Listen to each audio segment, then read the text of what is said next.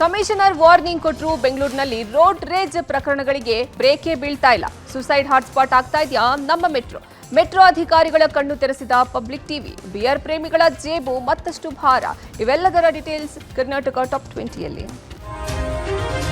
ಬೆಂಗಳೂರಿನಲ್ಲಿ ನಿನ್ನೆಯಷ್ಟೇ ಪೊಲೀಸ್ ಆಯುಕ್ತ ದಯಾನಂದ್ ರೋಡ್ ರೇಜ್ ಮಾಡೋರಿಗೆ ಎಚ್ಚರಿಕೆ ಕೊಟ್ಟಿದ್ರು. ಆದರೂ ಬೆಂಗಳೂರಿನಲ್ಲಿ ರೋಡ್ ರೇಜ್ ಪ್ರಕರಣಗಳು ಕಡಿಮೆ ಆಗ್ತಾ ಇಲ್ಲ.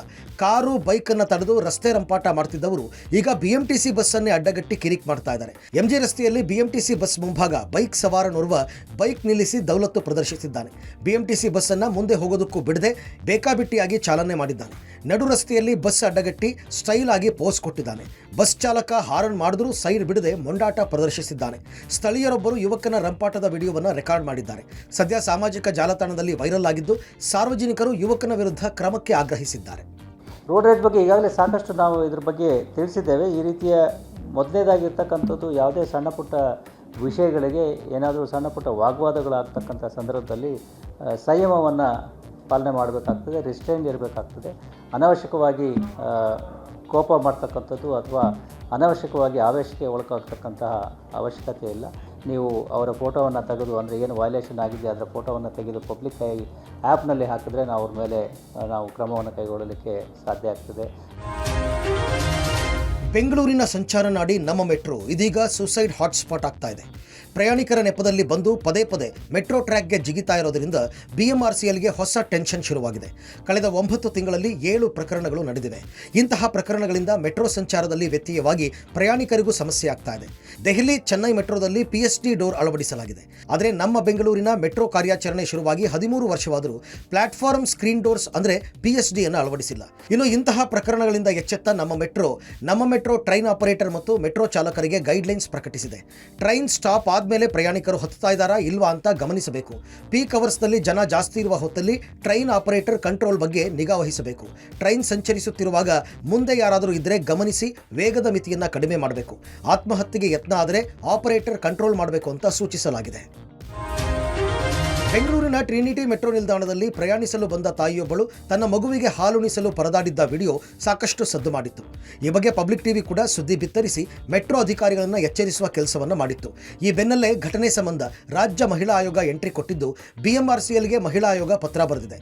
ಸೋಮವಾರ ಟ್ರಿನಿಟಿ ಮೆಟ್ರೋಗೆ ಬಂದಿದ್ದ ತಾಯಿ ತನ್ನ ಮಗುವಿಗೆ ಹಾಲುಣಿಸಲು ಮೆಟ್ರೋ ನಿಲ್ದಾಣದ ಒಳಭಾಗ ಪರದಾಡಿದ್ರು. ಅಕ್ಕಪಕ್ಕದ ಗೋಡೆ ಮರೆಯಲ್ಲಿ ನಿಂತು ನೆಲದ ಮೇಲೆ ಕೂತು ಪರದಾಡಿದ್ದ ಮಹಿಳೆ ವಿಡಿಯೋ ವೈರಲ್ ಆಗಿತ್ತು. ರೈಲ್ವೆ ನಿಲ್ದಾಣ, ಬಿಎಂಟಿಸಿ, ಕೆಎಸ್ಆರ್ಟಿಸಿ ಬಸ್ ನಿಲ್ದಾಣಗಳಲ್ಲಿ ಆರೈಕೆ ಕೇಂದ್ರ ಇದೆ. ಮೆಟ್ರೋ ನಿಲ್ದಾಣಗಳಲ್ಲಿ ಯಾಕೆ ಇಲ್ಲ ಎನ್ನುವ ಪ್ರಶ್ನೆ ಉದ್ಭವ ಆಗಿತ್ತು. ಈ ಬಗ್ಗೆ ಪಬ್ಲಿಕ್ ಟಿವಿ ಕೂಡ ಅಧಿಕಾರಿಗಳಿಗೆ ಪ್ರಶ್ನೆ ಇಟ್ಟಿತ್ತು. ಈ ಬೆನ್ನಲ್ಲೇ ರಾಜ್ಯ ಮಹಿಳಾ ಆಯೋಗ ಅಧ್ಯಕ್ಷೆ ನಾಗಲಕ್ಷ್ಮಿ ಚೌಧರಿ ಬಿಎಂಆರ್ಸಿಎಲ್ ಎಂಡಿಗೆ ಪತ್ರ ಬರೆದು ಕೂಡಲೇ ಆರೈಕೆ ಕೇಂದ್ರ ಸ್ಥಾಪಿಸುವಂತೆ ಆಗ್ರಹಿಸಿದ್ದಾರೆ. ಇದು ಪಬ್ಲಿಕ್ ಟಿವಿ ವರದಿಯ ಫಲಶ್ರುತಿಯಾಗಿದೆ. 1 ವರ್ಷದ ಅವಧಿಯಲ್ಲಿ 2 ಬಾರಿ ದರ ಏರಿಕೆಯಿಂದ ಜೇಬು ಭಾರ ಮಾಡಿಕೊಂಡಿದ್ದ ಮದ್ಯಪ್ರಿಯರಿಗೆ ಈಗ ಮತ್ತೆ ಸರ್ಕಾರ ಶಾಕ್ ನೀಡೋದಕ್ಕೆ ಮುಂದಾಗಿದೆ. 2023ರ ಜುಲೈನಲ್ಲಿ ಮಂಡಿಸಿದ್ದ ಬಜೆಟ್ನಲ್ಲಿ ಸಿಎಂ ಸಿದ್ದರಾಮಯ್ಯ ಐಎಂಎಲ್ ಮೇಲೆ 20% ಮತ್ತು ಬಿಯರ್ ಮೇಲೆ 10% ಅಬಕಾರಿ ಸುಂಕವನ್ನು ಹೆಚ್ಚಿಸಿದರು. ಇದಕ್ಕೂ ಮುನ್ನ ರಾಜ್ಯದಲ್ಲಿ ತಯಾರಿಸಲಾದ ಅಥವಾ ಆಮದು ಮಾಡಿಕೊಳ್ಳುವ ಬಿಯರ್ ಬಾಟಲ್ ಮೇಲೆ ಹೆಚ್ಚುವರಿ ಅಬಕಾರಿ ಸುಂಕವನ್ನು 10% ಹೆಚ್ಚಿಸಲಾಗಿತ್ತು. ಈಗ ಮತ್ತೊಮ್ಮೆ ಸರ್ಕಾರಕ್ಕೆ ಬಿಯರ್ ಬೆಲೆ ಏರಿಕೆ ಬಗ್ಗೆ ಅಬಕಾರಿ ಇಲಾಖೆ ಪ್ರಸ್ತಾವನೆ ಸಲ್ಲಿಸಿದೆ. ಇದಕ್ಕೆ ಸರ್ಕಾರ ಅಸ್ತು ಎಂದಿದ್ದು ಅಕ್ಟೋಬರ್ 1ರಿಂದ ಬೆಲೆ ಏರಿಕೆಯಾಗುವ ಸಾಧ್ಯತೆ ಇದೆ. ಸರ್ಕಾರದ ನಿರ್ಧಾರಕ್ಕೆ ಬಾರ್ ಮಾಲೀಕರು ಬೇಸರ ವ್ಯಕ್ತಪಡಿಸಿದ್ದಾರೆ. ರಾಜ್ಯದಲ್ಲಿ ಬಿಯರ್ ಮಾರಾಟ ಹೆಚ್ಚಾಗಿದೆ. ಈ ಮಧ್ಯೆ ಸರ್ಕಾರ ಸುಂಕ ಹೆಚ್ಚಿಸಿದರೆ ಗ್ರಾಹಕರ ಜೊತೆಗೆ ಮಾರಾಟಗಾರರಿಗೂ ಹೊಡೆತ ಬೀಳಲಿದೆ. ಸರ್ಕಾರ ಏರಿಕೆ ಬದಲು ದರ ಇಳಿಕೆ ಬಗ್ಗೆ ಯೋಚನೆ ಮಾಡಿದರೆ ಹೆಚ್ಚು ಮಾರಾಟವಾಗಲಿದೆ ಅಂತಿದ್ದಾರೆ.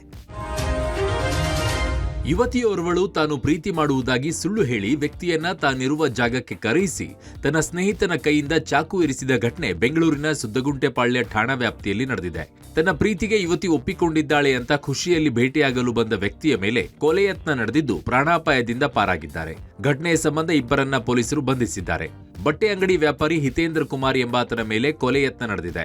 ಜಯನಗರದಲ್ಲಿ ಬಟ್ಟೆ ಅಂಗಡಿ ನಡೆಸ್ತಾ ಇರೋ ಗಾಯಾಳು ಹಿತೇಂದ್ರ ಕುಮಾರ್ ಜೂನ್ ತಿಂಗಳಲ್ಲಿ ಕೆಲಸಕ್ಕೆಂದು ಓರ್ವ ಯುವತಿ ಸೇರಿಕೊಂಡಿದ್ರು.